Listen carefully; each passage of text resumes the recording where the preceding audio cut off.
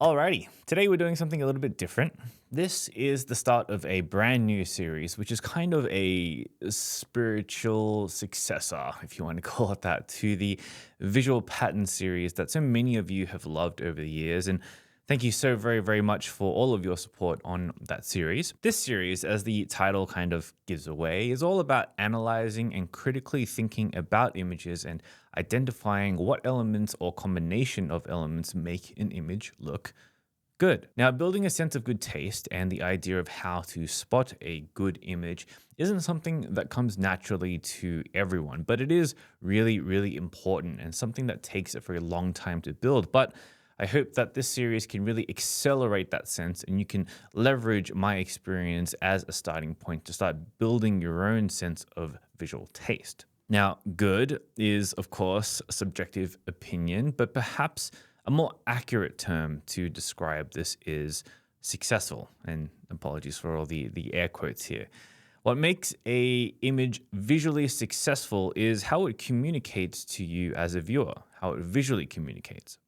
As someone who has been a visual communicator across many visual art disciplines over the last 20 years, won awards for photography, has traveled all over the world and seen hundreds of the world's most beautiful places, and is a Sony digital imaging ambassador and all that kind of stuff. While photography as a whole is subjective, I think I have a pretty good idea about what makes a photo successful or not. So I hope that you can trust me on this while also holding your own ideas about what makes an image successful or not at the same time as well. Now, in this series, we'll be taking images from other people, other photographers, because I'm sure that you've seen more than enough of my photos already. So I'm going to ask photographers whose work I really enjoy or I really admire to then send me some of their photos for this series. And if there's a photographer's work who you really want me to take a look at, then, perhaps send them this video and tell them to then reach out to me and send me their photos, because if they're a full-time or a pro photographer, chances are I will most likely be interested in taking a look. Okay, how this will work is that I've got my trusty iPad here, and we'll be going through these images and I will talk about them while drawing over them in real time. And I'll be focusing on things like visual patterns and how the photo makes me feel, what kind of emotions that I get when I'm looking at it, why I think that image is successful, and also anything that I feel could be improved on it or iterated on it as well. Now, keep in mind that these are just my opinions, and you may have your own opinions and feelings that are totally different to mine, and that's totally fine. Like all good ideas and good feedback, take what is good and discard the rest. But what you're going to hear over enough images, over enough videos through this series is a trend of me saying similar things over and over again. And I really want you to pick up on these patterns, because once you start to tune into the things that I'm repeating, you can also start to add them to your own visual communication, to your toolkit, to your images. And you'll do so knowing that these techniques that you're adding is what makes images successful. Alrighty. Now, the first photographer who was kind enough to show off their work is one of my close friends, Hoj, also known as Holocide on Instagram. So let's dive into the first image. Okay, so this is the first image, and Hoj has supplied a little bit of context for this image that he's willing to share with us. And he says, a well-hidden, unique museum in Norway, the Kistefos. I've absolutely butchered that name, I'm sure. It was tricky to color grade since the sun was setting and the sky was very murky, but I managed to find a spot that perfectly framed the museum right in the gap. So he shot this on the A7R3 and 2470 GM lens. Okay, so this image, it's a great image. He sent me a whole bunch of different images, and I selected some of the best ones that I feel are really successful. First and foremost for this one, I think it's successful because I know exactly what I'm looking at in this image. There's no confusion. It's very clear. In this instance, we have a very central figure. So if you've listened to my visual pattern series before, you'll know that the visual pattern for having things in the center really draws your eye very quickly. Subjects in the center aren't just a beginner move. They can be used throughout your entire career, and I use them quite often. But the main draw for having a central subject is that recognition of the overall scene, what you're looking at, is very fast. It is the fastest out of any position to have your subjects in. In this image, we obviously have a very central subject right here. It's smack bang in the middle. But what I really love about this image actually is the contrast. So the subject itself is quite bright, but then it's flanked on the left sides and the right sides by dark trees. And I can see that in the edit, he's kind of made the trees a little bit darker, but it kind of has this effect of really focusing your attention into the middle of the frame, like this. And again, it is this subject recognition that is just instantly recognizable that I think is amazing. Another thing that I really enjoy about this image is that the color palette is very simple. It's very muted. There's not a lot of colors going on. There's a little bit of colors here in the windows for the actual museum itself. And I think that actually pops quite a bit when it comes to the image and just how it looks overall. But yeah, this is a very simple kind of image. One thing that I think could actually be improved on it is the highlights themselves. So again, from my visual pattern series, in an image, whatever is the brightest portions of the image usually should occupy a point of importance, because our eyes kind of naturally tend to gravitate towards the bright things in an image first. They attract the most attention. So, here we have a very, very bright sky. We have kind of a bright reflection off the water here as well. And honestly, for me and my personal taste, this may not be the same for you, but for me, my personal taste, they're just a little bit too hot.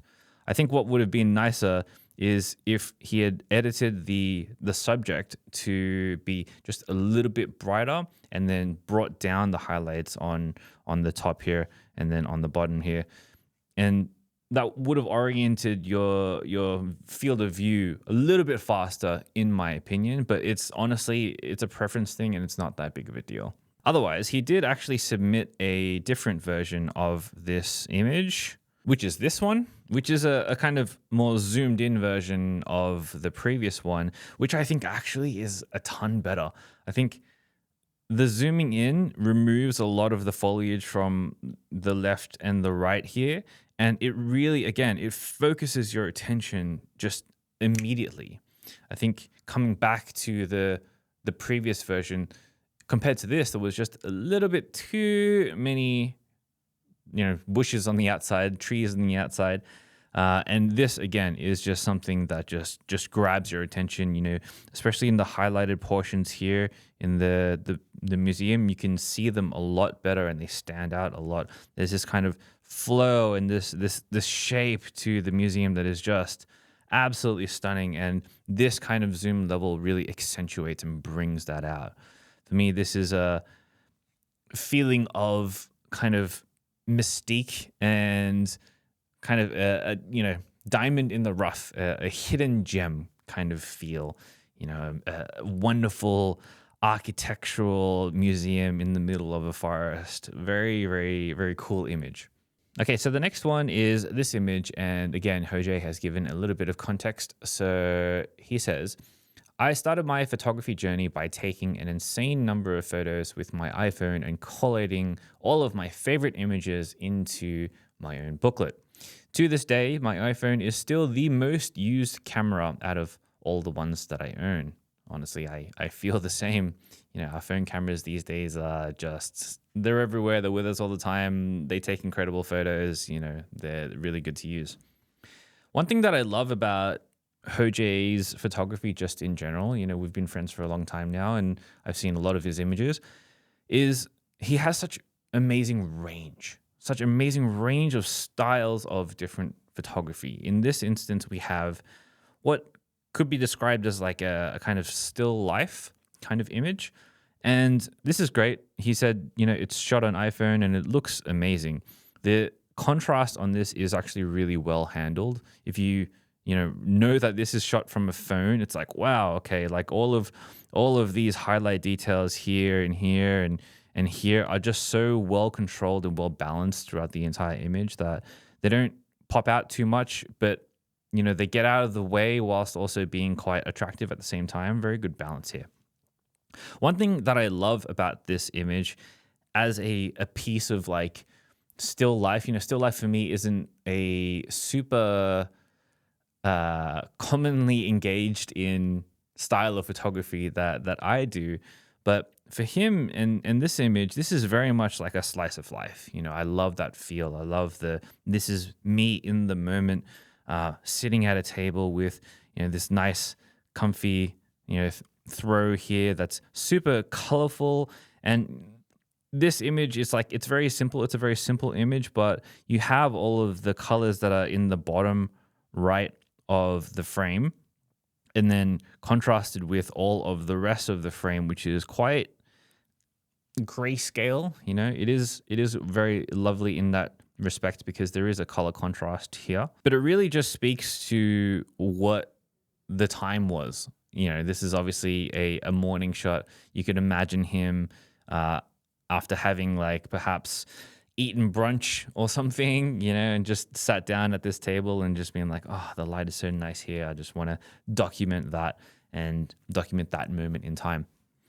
One thing that stands out to me in this image that I feel could be improved a little bit is all of this like rubbish on the table.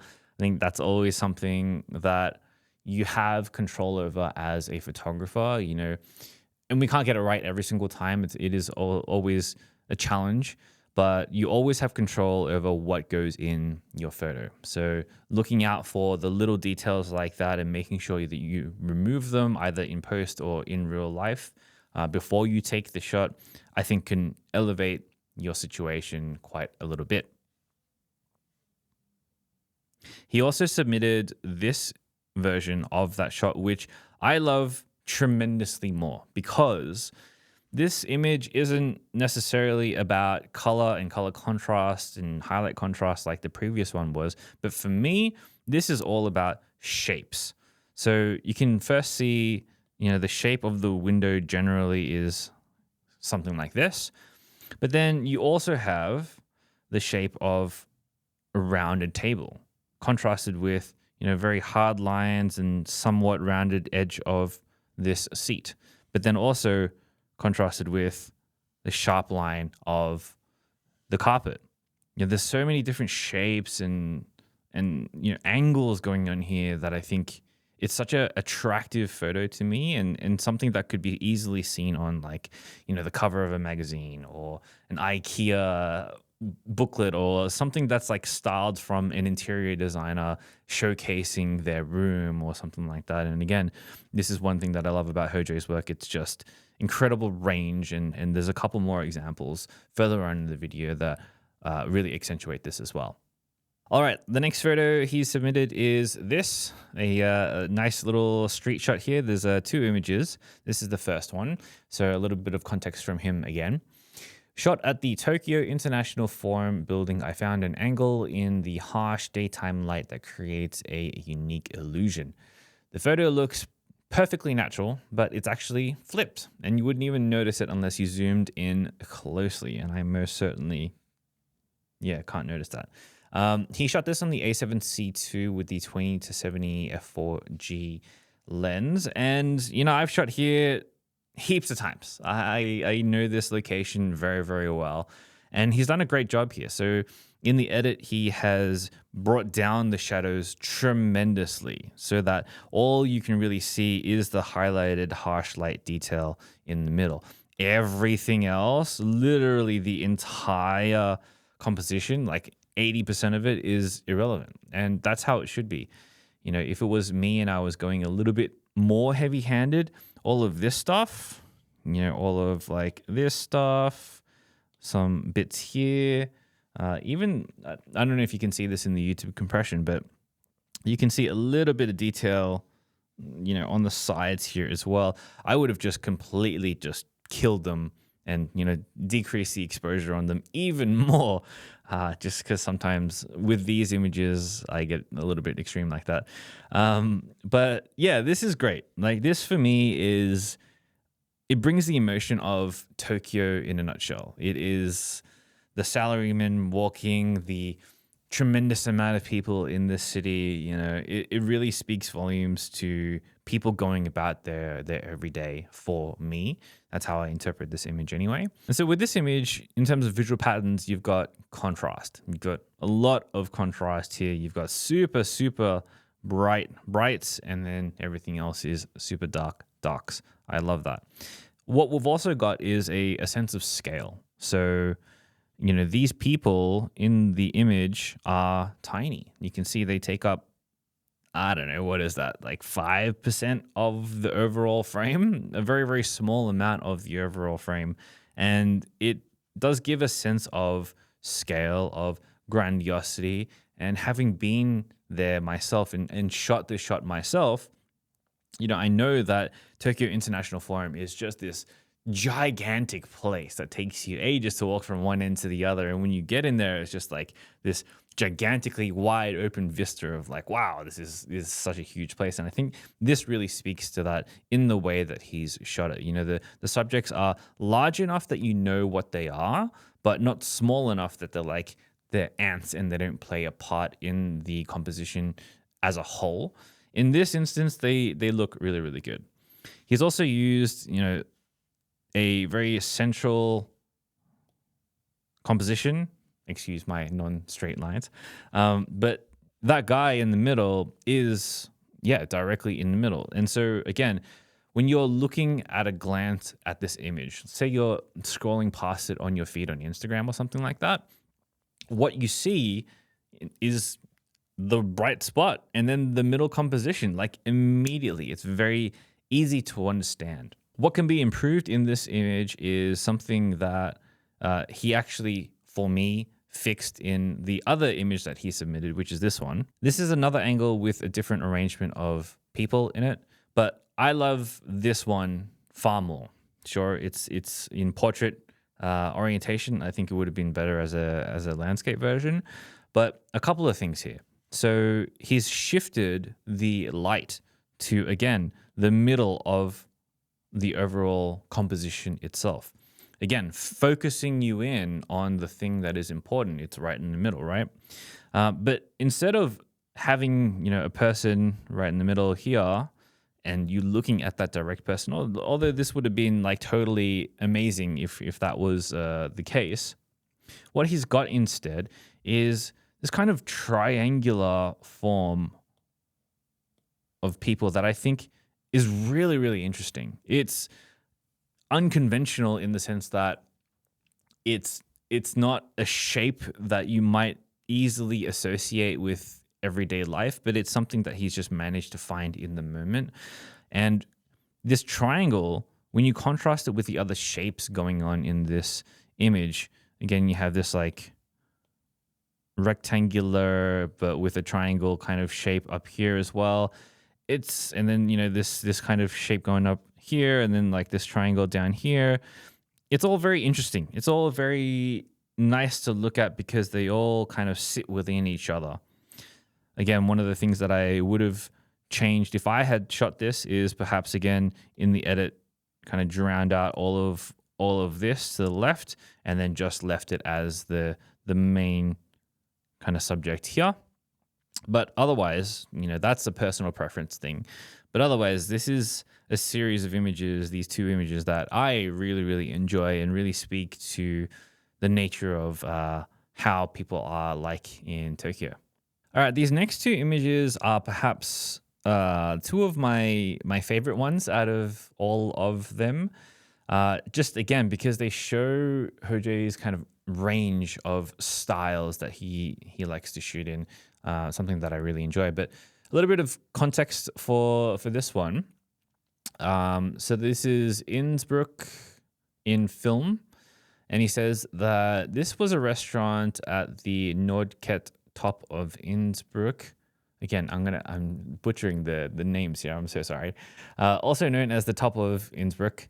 The all wooden interior paired with the amazing view of Austria makes it unforgettable. To this day, these are my favorite film photos, even though the highlights are all blown out. Well, I don't think the highlights are blown out at all because you can still see a tremendous amount of detail. Here, here's the sun here, and then all of that stuff. There's so much detail in the highlights here. This is one thing that film is great for, as images that come straight out of the film or straight out of camera. You do get a lot of detail in the highlights, far more than you would straight out of camera for a digital camera, for example. Although you can bring that back in RAW later. But when it comes to this image, this for me is like a postcard of this place. It feels very much like a moment in time of just nostalgia, and there's something to it. There's a vibe to it. Of course, film has this look of nostalgia just in general because of the natural grain and the color palettes that different films have. This accentuates that for me brilliantly. I think this is just like a snapshot in time in a restaurant by the looks of things, but also at the same time, we've got solid visual patterns going on here. We've got a lot of high saturation in the people, in this flower here, even in the foreground with all of these little elements like the cup and the plant and all that kind of stuff. This guy here is just, it's great. There's a lot of different color that just make the image pop, but the biggest visual pattern here is obviously your shapes. Again, this happens to be a pattern with Hojo's work. A lot of shapes being used here. So we've got the windowsill, the main one here. We've got the auxiliary ones on the left and the right. We've got more shapes which make a sub shape and sub shapes and sub shapes. Sub shapes, sub shapes, sub shapes. And then, this bottom third is all itself kind of a shape as well.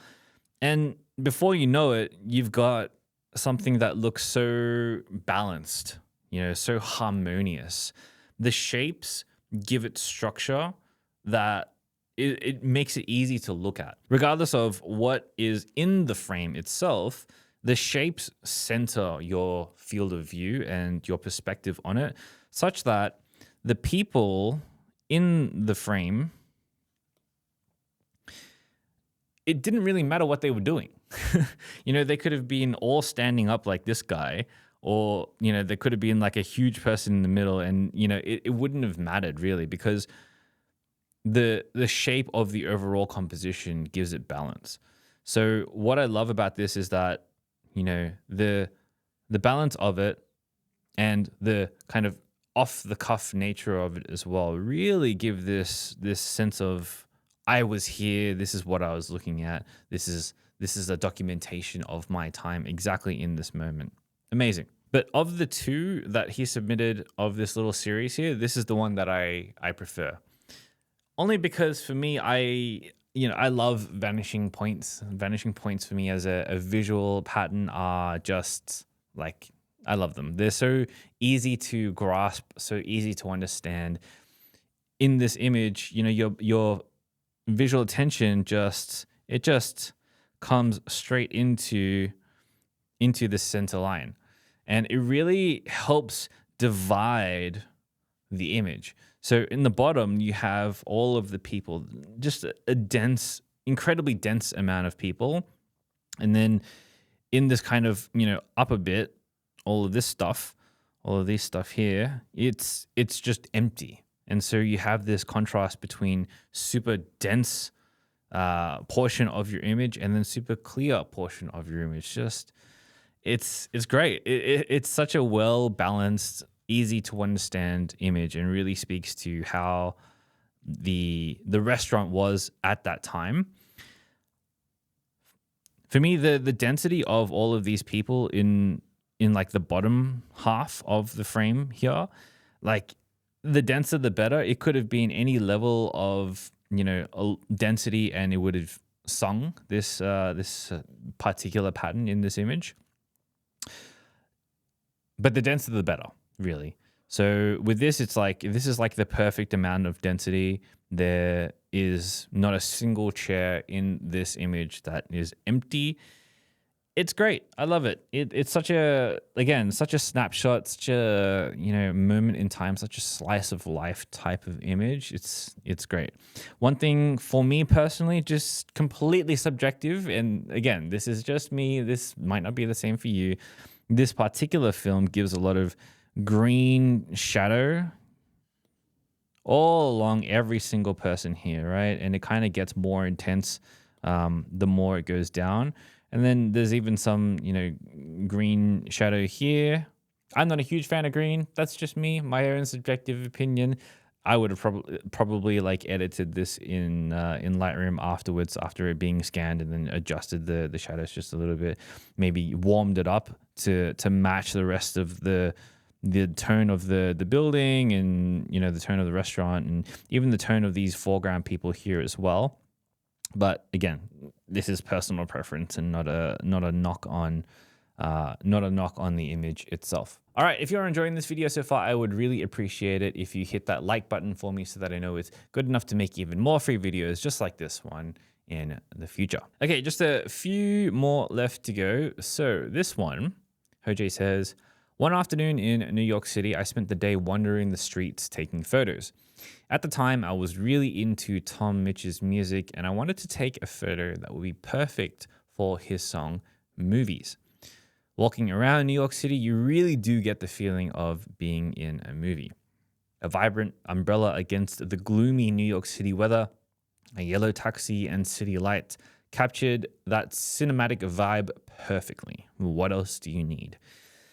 I agree. I've never shot New York myself, unfortunately. One day I will eventually get there. But I've heard from everyone who's gone, New York is a street photographer's dream. It is a movie in real life kind of thing. And this to me screams that perfectly. One thing that I love about this image is just how well proportioned it is. And here he is using the classic rule of thirds. So we have, your third here, your third here, your third here, and your third here. And obviously in this image, he's either, deliberately or unintentionally got the foreground out of focus and then all of the background in focus. So this to me kind of gives it the dominance of it being New York City, the place. This is what we're focusing on in the image.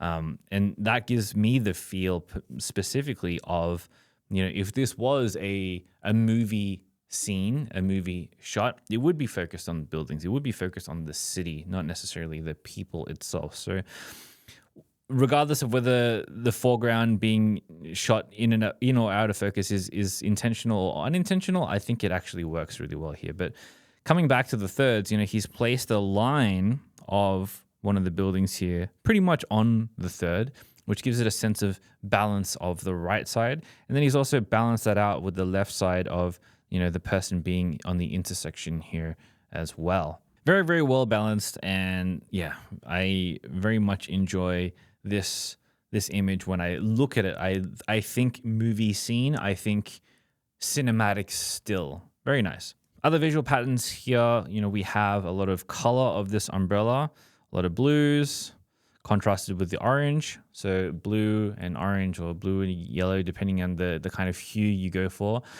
Blue and orange, or teal and orange, are contrasting colors. So when they're put together, they match very well because they stand out. They're on the opposite, literally the opposite sides of the color wheel. So this is perfect. If you wanted to pick a colorful umbrella, this is it. Like, this is spot on. In the image, the use of color as well is pretty nice. So again, we have the color of the umbrella up the top, but then on the bottom, everything else is monochrome except for all of the yellow things that New York is famous for. New York taxis and New York signs and all the rest of it. Everything else is grayscale.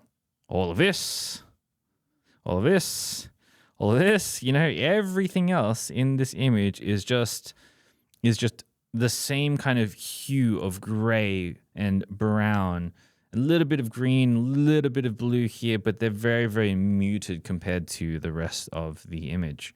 Very nice. Okay, the next image that I've selected, he's titled Hotline RX Bling. So he says, whenever someone doubts the power of the RX 100 series of cameras, I show them this image. Low light, yet still powerful. It would have been even more insane if this was taken with the RX 100 Mark 7 with the help of denoise feature in Lightroom. Crazy that this is shot on a pocket camera, one of my favorite cameras of all time, the RX 100. If you're at a concert, sometimes they stop you from bringing your big cameras in because they think you're going to take professional photos or whatever. But you know what? You take a little pocket camera and you can end up with some professional shots anyway. It's that good. Anyway, this is really cool. I think this captures the vibe of the concert pretty well. It's all monotone. So it's all purples, light purples, dark purples, a bit of black here and there. Even a lot of the phones here, because they're shooting the whole scene as purple, you get a lot of these little highlights and stuff like that as well. That's kind of cool. And it's just Drake doing his thing with standing in a whole bunch of fog. Yeah, great. It's a great image. Another thing that I love about it is what we've talked about already. And again, this is a theme in Ho-Jae's work, is the subject is in the center, directly in the center. So that when you look at it, you know exactly where you are looking. You know what to look at, where to look at it. It's very simple to understand. The second thing is that there's a tremendous amount of balance in this image as well. So he's deliberately cropped it or shot it in the sense that, the middle line is here, but the majority of this is all balloons. And the same majority at the bottom is all dark.